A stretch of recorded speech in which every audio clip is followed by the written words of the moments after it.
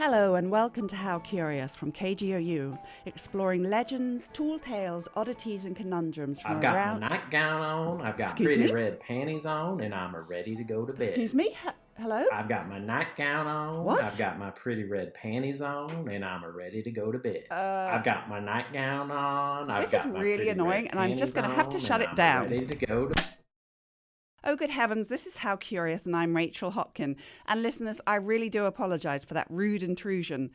But it is illustrative of an audio phenomenon that for years baffled and infuriated users of Citizen Band Radio's Channel 19, which is also known as the Truckers Channel. And those poor truckers couldn't shut it down like I just did. It was How Curious listener Alex Lanfear who brought this to KGOU's attention. About maybe 15 years ago, I had a CB radio in my truck, and I always heard this strange message that would play every minute, on the minute, this really strong, full blanking signal that would drown out everybody else who was talking on it. And it would read, "I got my little pink panties on, my nightgown, and I'm ready for bed." And that message went on for years. I was always really just fascinated by this because it was just so odd and bizarre. But people from all over the country online would say they could hear this. It kind of sounds funny, but also kind of annoying. Was that quite annoying to hear it all the time? To some people, it was very annoying. I thought it was pretty funny, to be honest, but I don't have to listen to that stuff all day. The CB radio is kind of like the wild, wild west in terms of what regular radio communications are. I mean, you could hear anything from legitimate communications to just rantings that are out there. And do you know anything about the guy that put this recording out? Very little. I just Googled it out of curiosity, and I found out his name was Klaus Kramer, and that he went by the handle Bam Bam. Is there anything specific you would want to know more about? I would really like to hear an actual recording of it. I'd like to know some more about the characters behind the story. Okay. Thank you so much for taking the story up. Thank you for suggesting it. It's wonderful. So I'm fessing up straight away that despite extensive inquiries, I've failed to locate an original recording, though this episode contains plenty of imitations. However, I have tracked down information about Kramer. An obituary notice shows he died in 2018. I definitely wanted to find out more about the man and the impact of his recording, but first I wanted to see if I could find anyone on Channel 19 who remembered Bam Bam. KGOU listener Kyle 4 kindly allowed me to use the CB in his truck. The only person I heard was you in there screaming out of Oklahoma. Hey, do you all remember Bam Bam? I've got my nightgown on, I've got my little red panties on, and I'm ready to go to bed.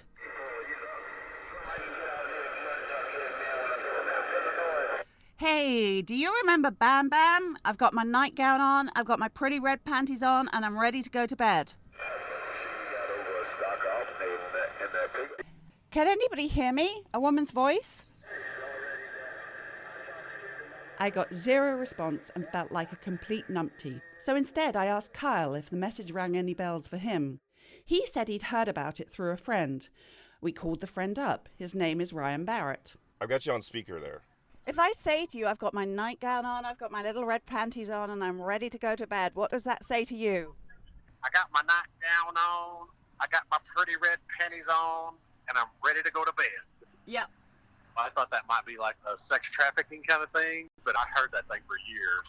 That's one of the reasons I got rid of my CB radio. I was like, I can't even turn this stupid CB on without hearing that stupid thing. And Carl, what do you remember about it? I've just heard it from Ryan. He'll do the voice because it was kind of like drawn out, you know. I got my nightgown on, and so it's good fun. If you ever get up to Oklahoma City, you hear about a guy that thinks he's pretty on Channel 19 in your ears. My name's Dale Watson. I'm a musician, songwriter out of Texas. Proud, loud and clear. Got my nightgown on, got my pretty red panties on. I'm ready to go in a minute. Dale tours extensively, and when I caught up with him by phone, he was in Minnesota. I asked how he came to write Trucking Queen, which is based on Kramer's message. I found inspiration to write a song about it. Going through Oklahoma City and hearing that broadcast on the CB radio. He had it on a loop, and truckers were very annoyed by it, and they'd get their dander up big time. I love that expression, get their dander up. Right. And also, there was an episode on the TV show Cops where they had this trucker that was a transvestite, and he just looked like a bearded trucker. So I kind of imagined that's what this guy looked like doing this. I tell my audience whenever I do this song, it's kind of like a Loch Ness monster or a Bigfoot, something you hear about but never see. So I just made the story go along with the song. Trucking queen from OKC. He was a negligee with a red lemonade. He's always heard, but he's seldom seen. That trucking queen from OKC. After chatting with Dale, I really wanted to speak to someone who'd known Klaus Kramer personally, or Mike Kramer as he was sometimes called. In my efforts to find someone, I contacted every two-way radio organisation in Oklahoma that I could find. I got my nightgown on, I got my pretty red panties on, and I'm ready to go to bed, I believe was the phrase. That inquiry eventually led me to none other than KGOU's chief engineer, Patrick Roberts. Mike Kramer was a friend of mine who owned Mike's cycle shop. Mike was an interesting character. Mike was a bouncer in a Mexican club. He was a biker, liked to tease type of guy. Obviously, the whole Bam Bam deal, rules a lot of times didn't apply to Mike, if you know where I'm coming from. So what would he have done? Would he just be sitting at a microphone saying the same thing over and over again? And was it a recording that he just let loose? It's a combination. It's mainly the recording. Keep in mind, the guy was pretty good with electronics. And with Mike, the more he got a reaction out of something, the more he wanted to do it. Hence, we'll build 1,500 watts of power out of the house because 500 wouldn't do the job. The legal limit for powering a CB is just 4 watts. We have to have all types of background noise canceled. So can we let the dogs in? I'm arriving at the busy family home of Martha Kramer. She is Mike Kramer's daughter, and Patrick had introduced me to her. Hello, nice dogs. They're very nice. Hello, sweetheart. Martha told me more about the lengths her father went to ensure that his message could be shared loud, far and wide. They included renting the roof of a physician's office on Chartel Avenue in Oklahoma City to put up transmitter towers. He also had some at his cycle shop and at his home in Bridge Creek.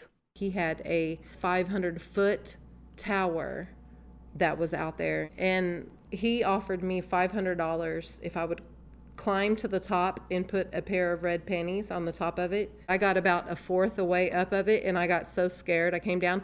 But he, at the age of 70, climbed up and he tied a pair of red panties on the top of the tower. And they were there the day that I sold his house. This seems like a really, really elaborate hoax. It seems very technologically advanced and kind of expensive as well, was it? From what I understand, it was very expensive. So this idea of going onto Channel 19, he's not using it for any kind of reason for his own communication. He's going on there to mess with other people. Exactly. And that was his whole purpose. A lot of times he would hear them and they would talk, "Where are you at? We're going to come find you." And he'd be like, "Yeah, F you," he would mess with them so much. So it's like a radio slanging match, and he's basically saying, I've got more power than you. You can't get me. Exactly. More power. I have more power. It was crazy, but it gave him so much joy. This sounds completely nuts. He was nuts. My dad was nutty. And do you know where he came up with this particular message they kept putting out? Yes, in a way I do. And back when I was younger, he would have me get on there and pretend like I was a lot lizard. A lot lizard is a prostitute that stands outside of truck stops. And he would say, "Bear, get on there and act like you're a lot lizard." And so I would. I would just say, "Hey, I'm here at the Love Stop on I-35. Yes." I got my nightgown on and I have pretty red panties on and I'm ready to get in your truck. I would just say stuff like that. Then they would say, "Well, who's your handler?" And he would say, "Bam Bam." And it was hilarious. I mean, I used to have a blast with it. So it came from you? Originally, yes, it probably did. Hang on again. How old were you when you were doing this? I was probably about 14 or 15. I'm not going to lie.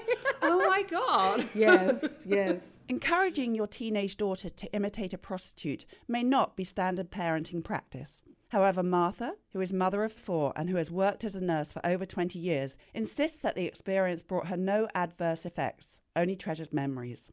Elsewhere, the strength of Kramer's various technological concoctions was exceeding the legal limit of 4 watts many times over, and in 2001, the Federal Communication Commission cracked down on him, as Martha recalls. He came to my house and he was laughing about it, and he said, well, the FCC finally got me, Bear. They got my stuff, but it's okay because I'm going to make some more. Then a few months later, he comes and said, well, they got me again. This time they'd fined him $10,000. And I'm like, are you going to pay him? He said, hell no, I'm not going to pay him. A couple months after that, he came and said, I got to pay him or else I'm going to go to jail. So I had to pay him. And I was like, well, that's probably what you should do, Dad. But did he stop after that? No. He didn't? No, he didn't. In fact, Martha told me, he continued right up until his death, albeit using less power. It was his entertainment, and he loved it. He didn't have a lot of family. He came here when he was 13 from Germany. His mother had passed away. So he really just had me and my children. He was a lonely guy, and that's what he did for fun. He certainly sounds like one of a kind. I couldn't leave Martha without hearing her rendition of her father's infamous message. He'd say, I got my nightgown on, I got my pretty red panties on, and I'm ready to go to bed.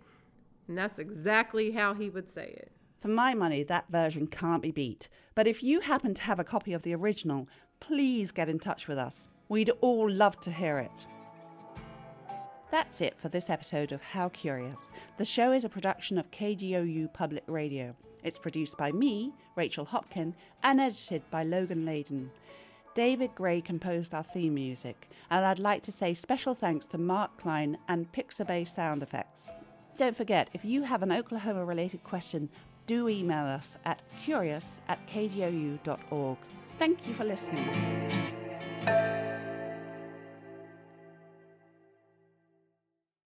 Race might be a hot topic right now, but for so many of us, talking about race is nothing new. On the Code Switch podcast from NPR, we go beyond the headlines and we go deep. Listen now.